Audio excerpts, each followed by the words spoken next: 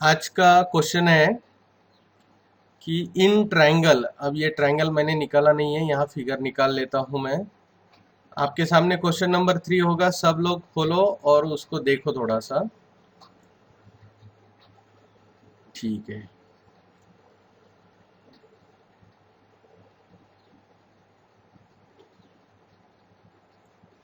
मैं फिगर बना रहा हूँ।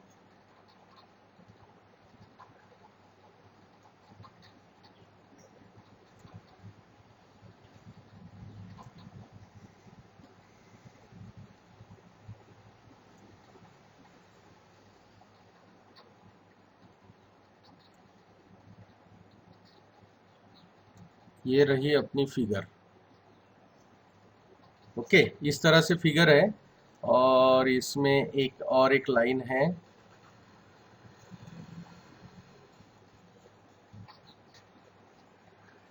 तो ये रही हमारी फिगर, इसको नाम दे देते हैं। दैट इज ये है triangle M N P. So this is N, this is P. Okay, और ये यहाँ पर बीच में Q है, तो N Q is angle bisector, उन्होंने बता दिया है।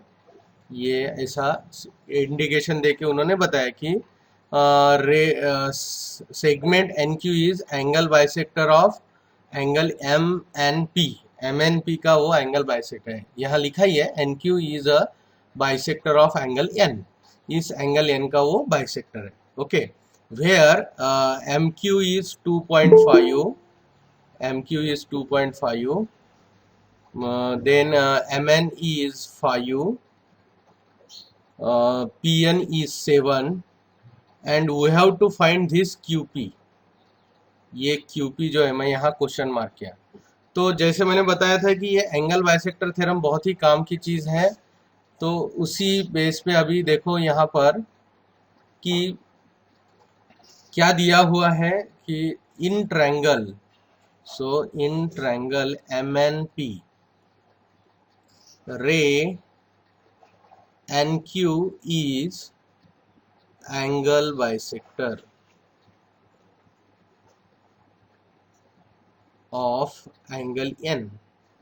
Therefore क्या होगा फिर, हमारे दो रेशो रिमेनिंग साइड्स, जो बचे हुए दो साइड है कौन सी, MN एंड PN।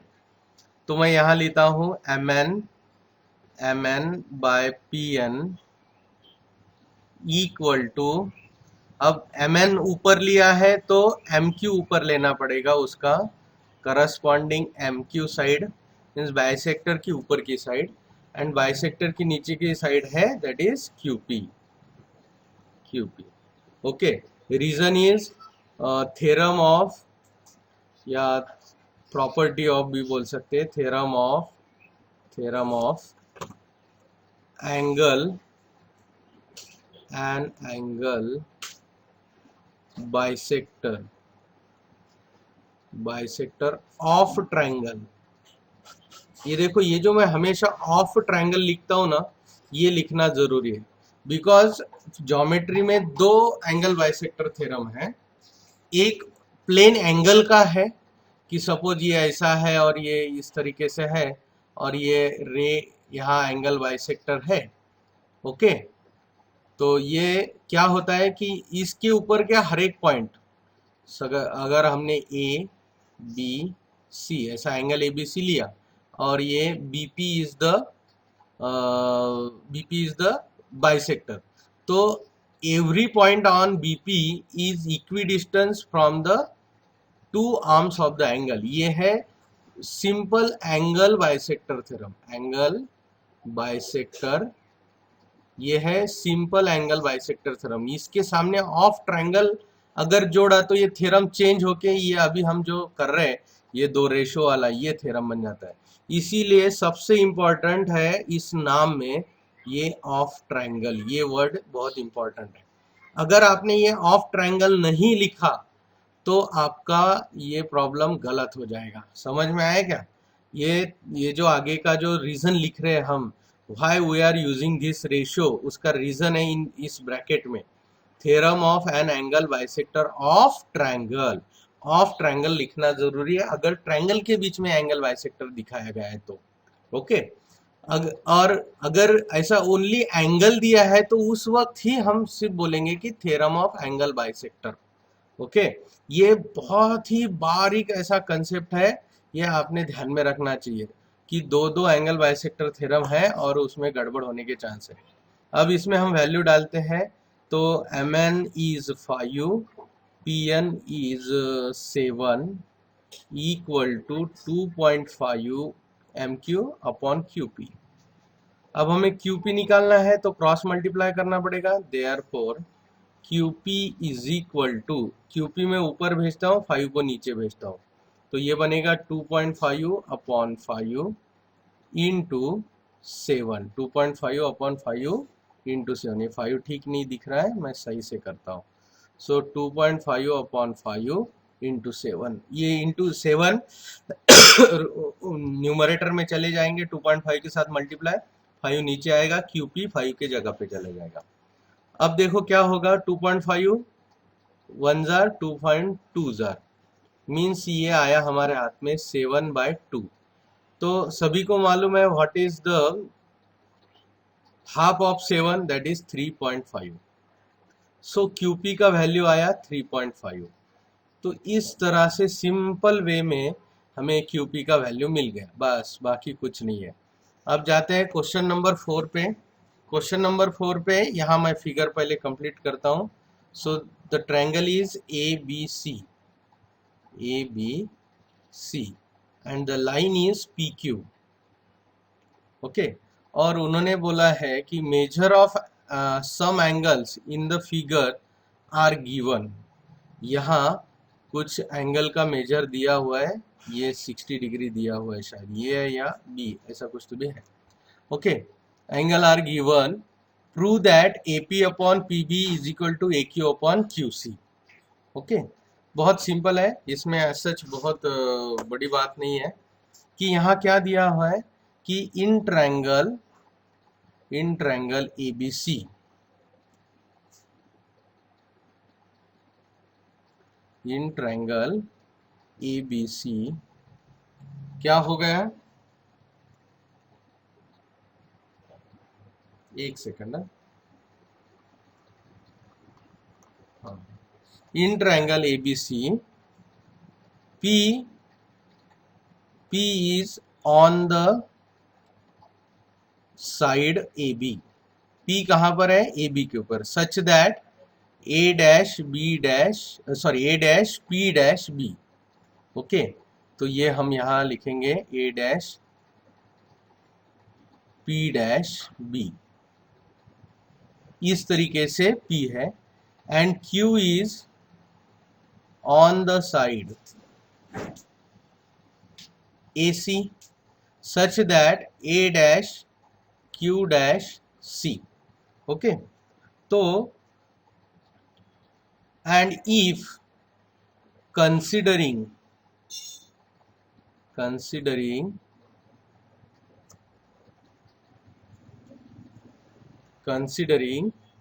क्या कंसिडर करते हैं कि AB and BC are the transversal.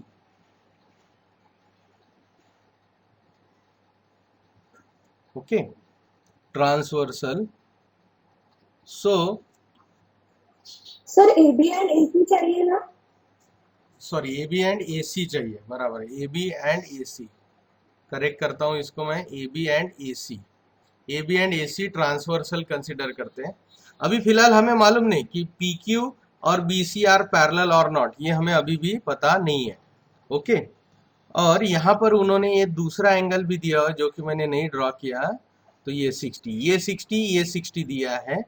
अब देखो, ये अगर हम AB को ट्रांसवर्सल कंसिडर करते, then angle APQ, okay, then angle APQ and angle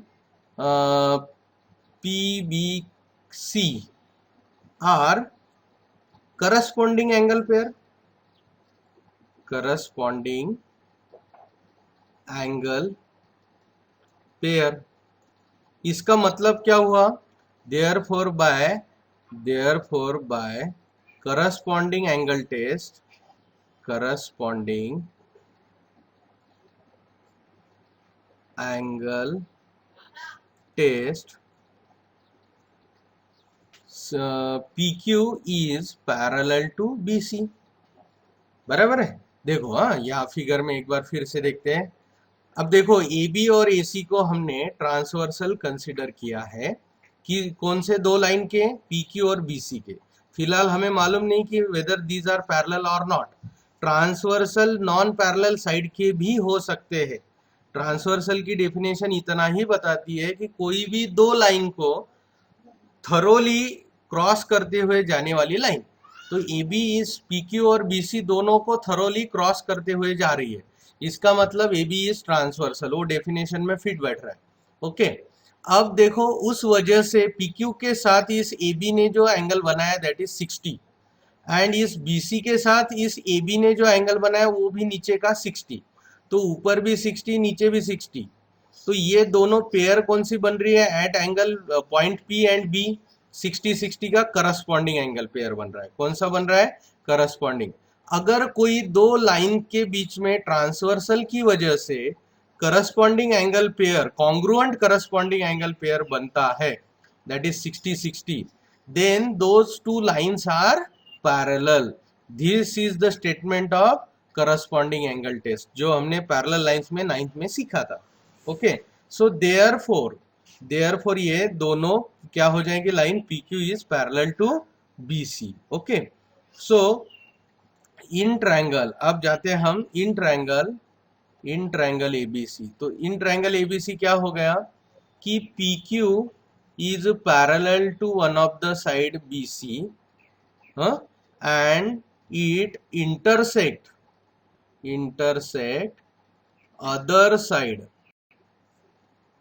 other side in P and Q।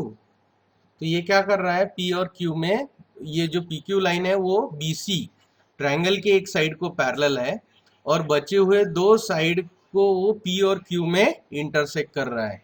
So therefore BPT theorem यहाँ लग सकता है। बीपीटी थ्योरम का जो गिवन है वो हमारा यहाँ प्रूव हो गया है। So therefore we can say that कि AP अपॉन, तो ये जो PQ है ये जो दो पार्ट बना रही है हर एक साइड का, AB का दो पार्ट कौन से बना है, AP and BP। So ratio of AP to BP is equal to ratio of AQ to QC। Reason is by BPT, by basic proportionality theorem. इतना सिंपल था इसका प्रूफ। देखो इसमें कुछ भी नहीं दिया था, मेजर ऑफ एंगल दिए थे, बस एक ट्रायंगल PQ निकाला, यहाँ 60 यहाँ 60। So measure of sum of angles in the figure are given. Okay, दिए हुए हैं और हमें ये प्रूव करना है AP upon PB is equal to AQ upon QC। तो हमने सबसे पहले क्या किया कि P एंड Q कहाँ पर है, AB और AC के ऊपर। फिर हमने AB और AC को ट्रांसवर्सल अगर कंसिडर करते हैं तो ये 60 डिग्री और नीचे का 60 degree becomes congruent corresponding angle pair. अगर ये दोनों कॉन्ग्रुएंट करस्पॉन्डिंग एंगल पेयर बन रहे हैं, इसका मतलब by corresponding angle test this PQ is definitely parallel with BC। अब देखो हमने पैरेललिज्म प्रूव किया, ट्रायंगल है उसके अंदर एक सेगमेंट निकाला है PQ जो कि वन ऑफ द साइड को पैरेलल हमने प्रूव किया है, then it is the favourable condition for BPT। तो हम यहाँ BPT इस्तेमाल कर सकते हैं। इसीलिए मैंने देखो यहाँ लिखा in triangle ABC PQ is parallel to BC and it intersect other side in P and Q। Okay, तो दो साइड को दो अलग अलग पॉइंट में वो इंटरसेक्ट कर रहे हैं। Therefore AP upon BP equal to AQ upon QC by BPT। सीधा BPT लगाना है। अब देखते हैं next problem. So next problem is in trapezium. तो ट्रेपेजियम का नेक्स्ट प्रॉब्लम है। देखो क्या बोला है इन्होंने कि इन ट्रेपेजियम, यहाँ एक ट्रेपेजियम दिख रहा है आप लोगों को। ओके, उसको नाम दे देते हैं सो नाम इस तरह से है A B C D. Okay, और एडी के ऊपर एक पॉइंट है पी और बीसी के ऊपर दूसरा पॉइंट है क्यू। ओके, और उन्होंने कुछ यहाँ ये भी दिए हैं, इसके क्या कहा जाएगा उसको, डायमेंशंस दिए हैं। डायमेंशन इस तरह से दिए हैं कि देखो कि AP इज 15, AP इज 15, सो यहाँ मैं लिख देता हूँ AP is 15, PD is 12, PD is 12, QC is 14 and BQ is what, find BQ। तो हमें BQ फाइंड करना है। अब देखो कि यहाँ पर उन्होंने ऑलरेडी बताया है कि this AB, PQ and DC, ये जो तीन लाइंस है ये पैरेलल है। कैसे है? पैरेलल। तो इनको थरोली क्रॉस करके जाने वाली ये दो लाइंस है, कौन सी? AD and BC। दिख रहा है क्या? यस। मेरा जो कर्सर है जहां जहां जा रहा है वहां नजर रखो। सो this is AB, okay, parallel to PQ, and PQ is parallel to DC, means these three horizontal lines are parallel to each other. Okay, and ये जो दो लाइन है जो इंक्लाइंड लाइन कहेंगे हम इसको, so line AD and line BC, ये जो दो सेगमेंट है या लाइन बोलो कोई भी दिक्कत नहीं।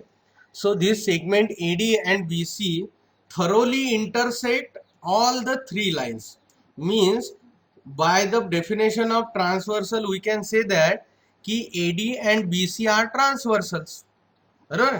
तो यहाँ पर हमारा three parallel lines and their transversal वाला प्रॉपर्टी आराम से फिट बैठता है। ओके, सो यहाँ पर हम अभी जो दिया गया है वो लिखेंगे कि क्या है, इन क्वाड्रिलेटरल ABCD और trapezium,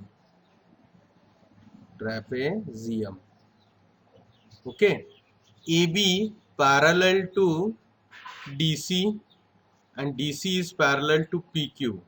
Okay, therefore AD and BC are transversal, तो ये ट्रांसवर्सल बन जाएंगी। ओके, सो अब लिखते हैं therefore by property of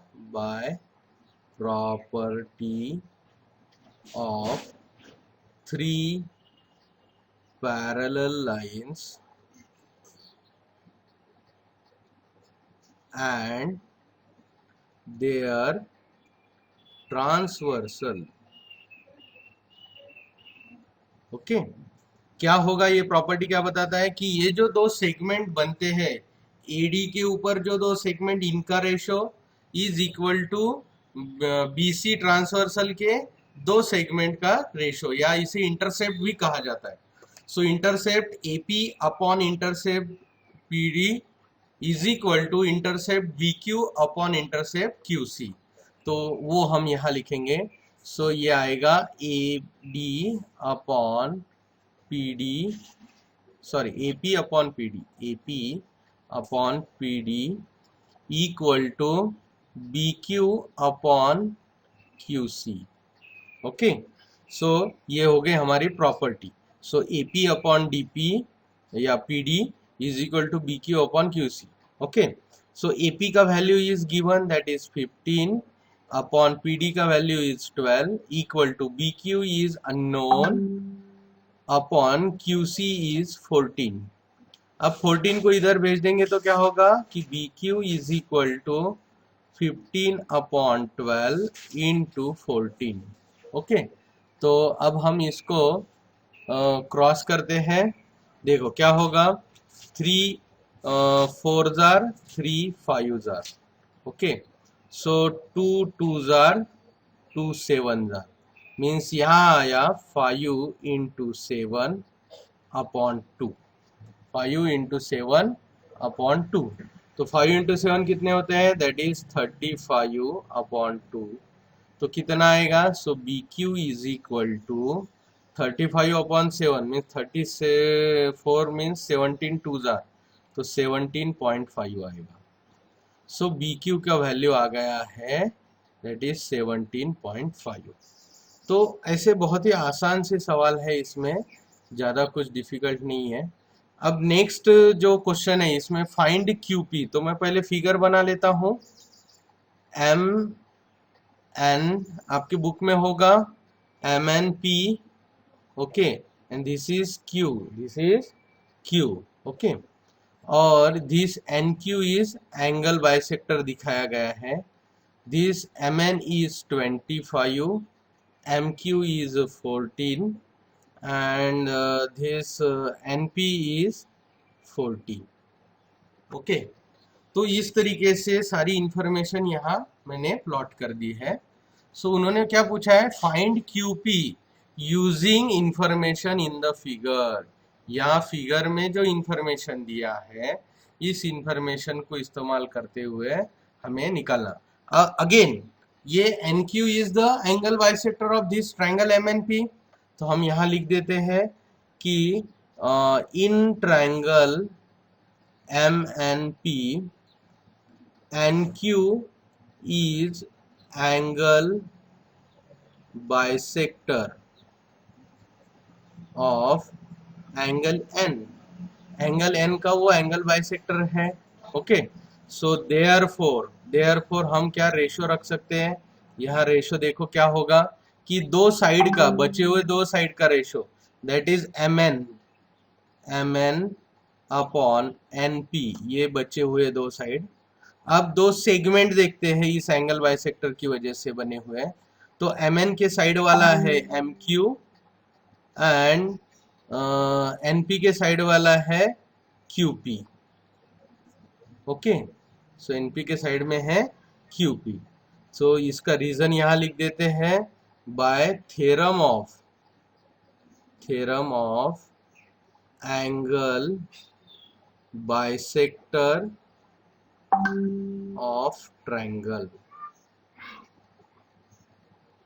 angle bisector theorem of triangle भी बोला तो चलेगा, कोई दिक्कत नहीं है, बट वो ऑफ ट्रायंगल लिखना जरूरी है अगर आप रेशियो वाला यूज कर रहे हैं प्रॉपर्टी।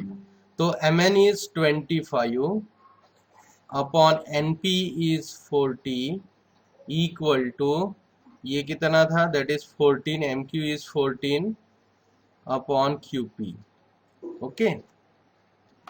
क्या था कि MN is 25, NP is 40, MQ is 14, QP is unknown। तो QP is equal to transposing करते हैं 14 अपॉन 25 इंटू 40। अब दोनों को 5 से डिवीजन करेंगे तो 5 5 jar 5 8 jar, so 8 into 14 is 112 upon 5 और उसका आंसर आ गया 22.4। सो यहाँ पर हमें आंसर मिल गया QP is equal to 22.4 units. ये पॉइंट में आया तो भी चलेगा, सिर्फ निगेटिव आंसर नहीं आना चाहिए। अब हम देखेंगे नेक्स्ट क्वेश्चन, ओके। सो देखो in triangle LMN ray MT is bisector of angle LMN, means angle M ही बोल सकते हैं इसको, या 3 लेटर में बोले हैं, सिंगल लेटर में कोई दिक्कत नहीं यहाँ पर, okay. If LM equal to 6, MN equal to 10, TN equal to 8, then find LT। तो हमें ये LT फाइंड करना है। तो यहाँ पर जो जो दिया है वो लिख लेंगे कि इन triangle LMN ray MT is angle bisector of angle M, okay. मैं यहाँ सिंगल ही लिखता हूँ। देयरफॉर क्या होगा, सीधा सीधा हमारा रेशो रखते हैं हम, यहाँ पर प्रॉपर्टी इस्तेमाल कर सकते हैं that is LM upon MN, दो साइड का लिया, equal to LT upon TN। Reason लिखेंगे by theorem of angle bisector of triangle, okay, angle bisector of triangle. तो यहाँ पर LM इज कितना दिया हुआ है that is 6 upon 10 equal to LT unknown है, सो LT ऐसे रखेंगे and Tn is 8। Again cross multiply करेंगे तो Lt equal to 6 into 8 upon 10। Okay, तो ये आ गया हमारा। अब इसको सॉल्व कर सकते हैं, तो इसके लिए हम देखो क्या करेंगे। सो 2 4 जार 2 5 जार, तो यहाँ पर क्या आएगा फिर 2 4 जार 2 5 जार किया तो 6 4 जार 24 अपॉन 5।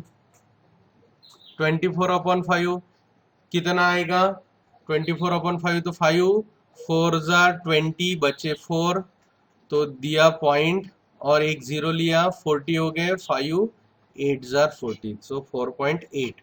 ओरली नहीं आता तो आप करके देखो इसको। So LT is equal to 4.8 units.